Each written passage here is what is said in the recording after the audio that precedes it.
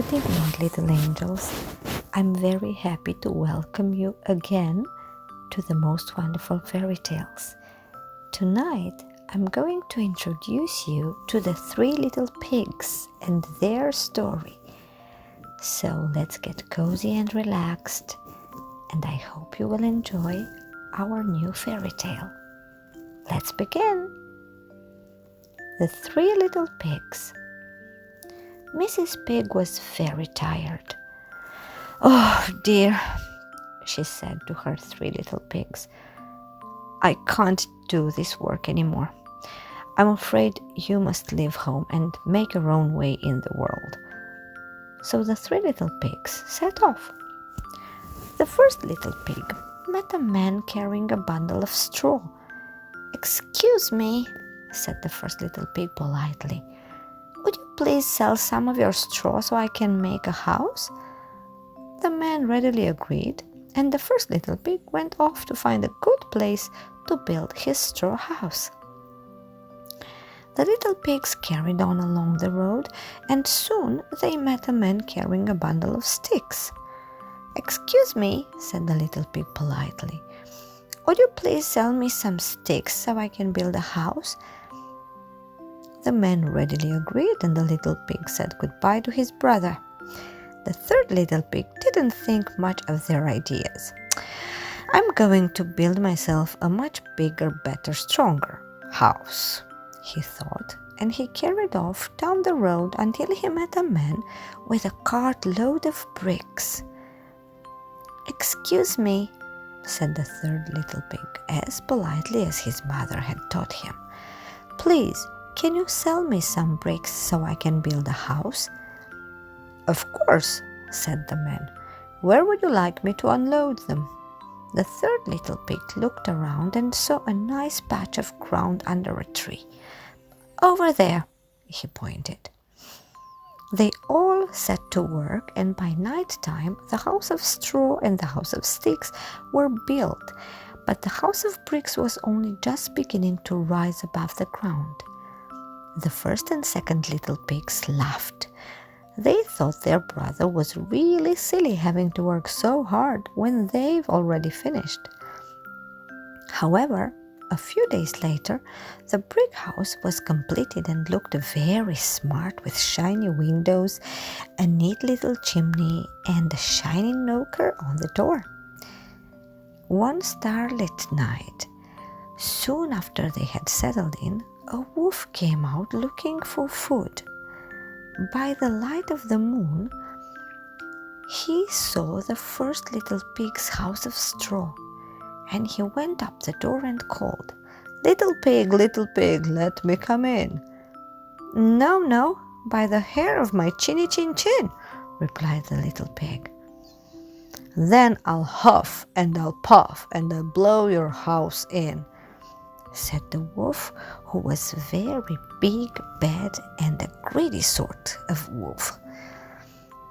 And he huffed and he puffed and blew the house in, but the little pig ran away as fast as his trotters could carry him and went to the second little pig's house to hide. The next night the wolf was even hungrier, and he saw the house of sticks. He crept up the door and called, little pig, let me come in." "Oh no, not by the hair of my chinny chin chin," said the second little pig, as the first little pig hid trembling under the stairs. "Then I'll huff and I'll puff and I'll blow your house in," said the wolf. And he huffed and puffed and he blew the house in, but the little pigs ran away as fast as their trotters could carry them and went to the third little pig's house to hide. "What did I tell you?" said the third little pig. "It's important to build houses properly." But he welcomed them in, and they all settled down for the rest of the night. The following night, the wolf was even hungrier and feeling bigger and badder than ever. Prowling around, he came to the third little pig's house.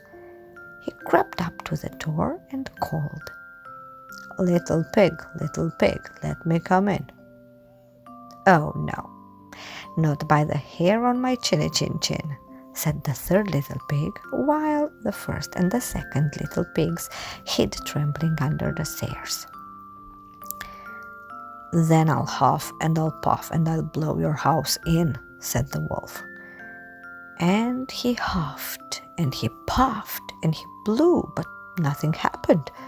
So he huffed and he puffed and he blew again, even harder, but still nothing happened. The brick house stood firm. The wolf was very angry and getting even bigger and even badder by the minute. "I'm going to eat you all," he growled. "Just wait and see." He prowled round the house, trying to find a way. The little pigs trembled when they saw his big eyes peering through the window. Then they heard a scrambling sound. "Quick, quick," said the third little pig. "He's climbing the tree. I think he's going to come down the chimney." The three little pigs got the biggest pan they had and filled it with water and put it on the fire to boil. All the time they could hear the sound of the wolf climbing the tree and they walking along the roof. The little pigs held their breath. The wolf was coming down the chimney. Nearer and nearer he came until, with tremendous splash, he landed in the pan of water. "Yoo!" he screamed, and shot back up the chimney thinking his tail was on fire. The three little pigs saw of the big bad wolf was him flying over the treetops clutching a very sore tail. So the three little pigs lived happily together ever after in their very smart houses of bricks. Good night.